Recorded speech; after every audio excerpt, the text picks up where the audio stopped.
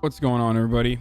I hope you're all taking You care don't of love yourselves the spirit of justice. on this day. You love your father, the devil. I know that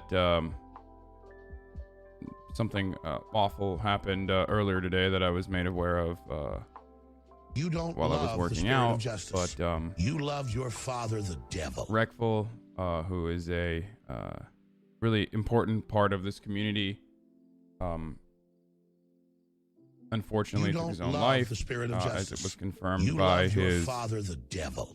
brother and numerous other parties. He was 31 years old, and I'm just I love the system. I'm not the I'm gonna turn off the TOS for now. I'm not the best person to talk about this sort of stuff, and I don't really. I hung out with Reckful a couple times, but I wasn't very close friends with him or anything. We definitely talked just mostly over the internet, and also I'm not very good at coping with loss, so I'm definitely not the best person to talk about these matters. But I will just mention a couple things before going into our regular broadcast.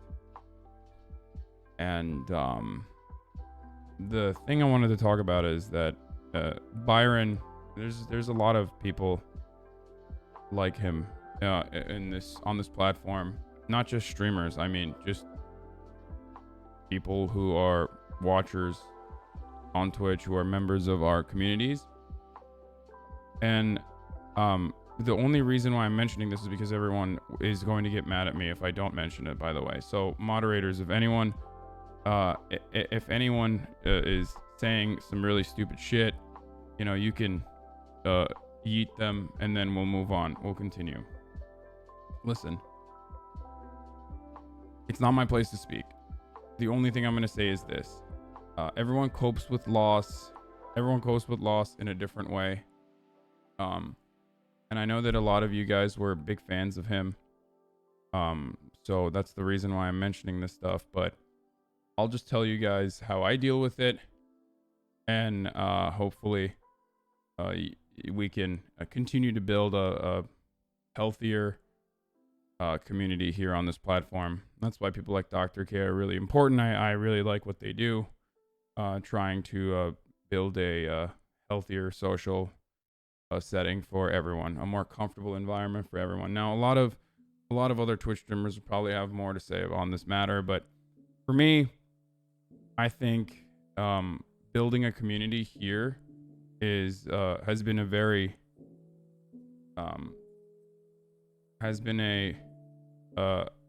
very effective way of dealing with loss for myself. We're all stuck indoors for the most part because of coronavirus and numerous other horrible things that have happened. And for me, this is nowhere near the same as obviously the loss of life, but losing fish, I just kind of kept my head down and continued streaming as I would, and that was very helpful for me, especially in the beginning and especially throughout this time.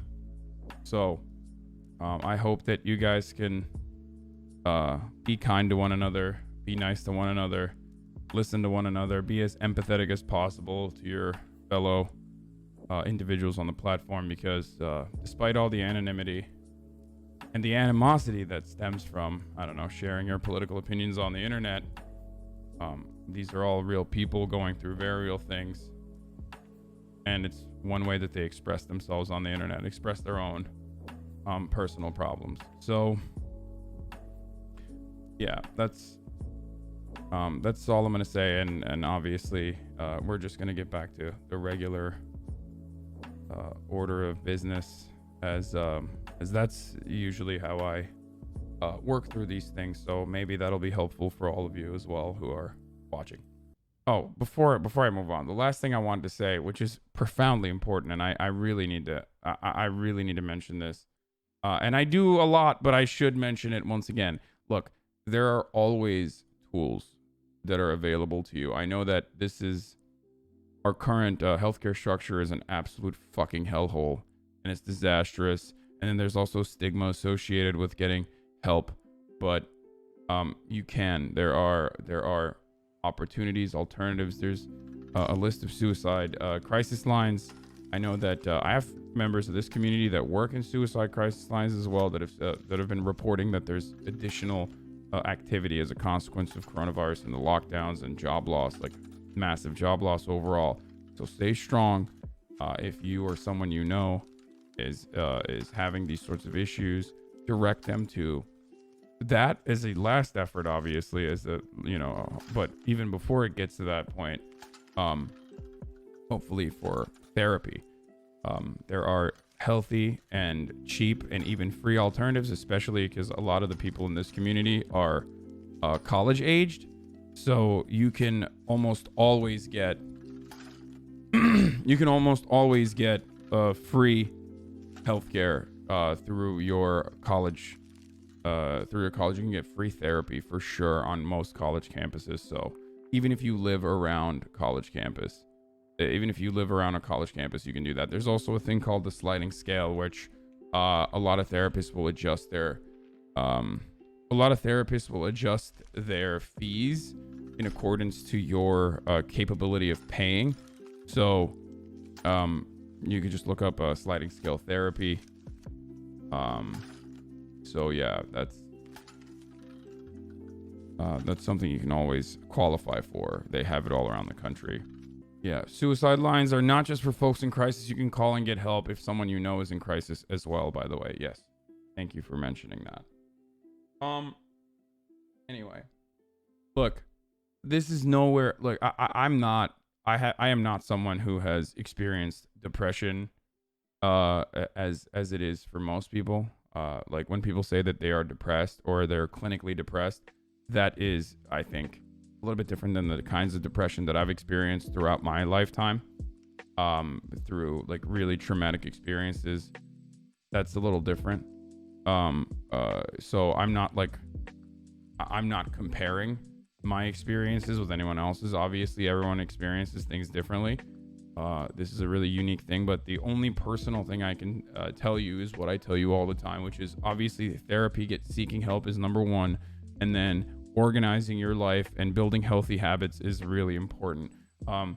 Getting little boosts of serotonin and just like feeling better about yourself by setting achievable goals and setting small goals, and then working towards long-term larger goals has been profoundly helpful for me in not just getting through depressive states, but most importantly through dealing with my ADHD as well.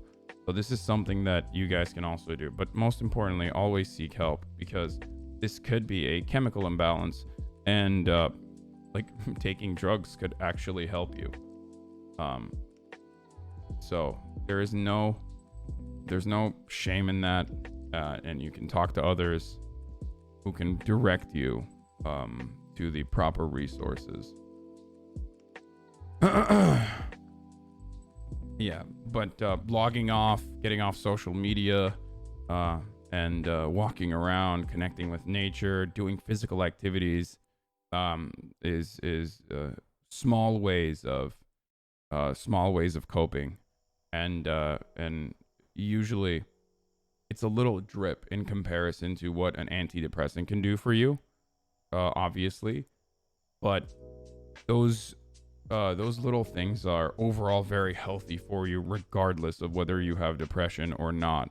So it's always a good thing to do stuff like that. And beyond that, I think it's how do I describe it?